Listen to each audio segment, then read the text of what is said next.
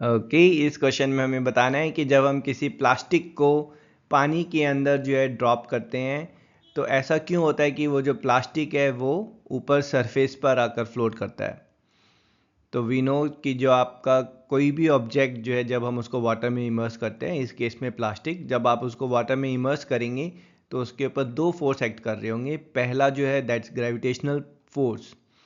And gravitational force acts downward, और दूसरा जो फोर्स हमारा होता है that's your buoyant force, buoyant force also called as upward thrust. तो यहाँ पर प्लास्टिक के केस में प्लास्टिक की जो डेंसिटी है वो पानी की डेंसिटी से कम होती है।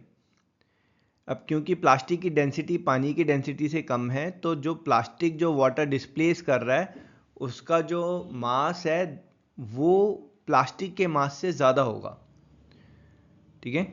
तो जो अगर वाटर डिस्प्लेस जो है उसका जो मास और उसका जो वेट है, if it's more than the weight of the object, then the buoyant force or the upward thrust is more than the gravitational force। तो इस केस में क्योंकि प्लास्टिक की डेंसिटी पानी की डेंसिटी से कम है इसलिए उसके ऊपर जो buoyant फोर्स लग रहा है that's more than the gravitational force, और यहाँ पर जो नेट फोर्स होगा that will be upward force which will bring the plastic on the top,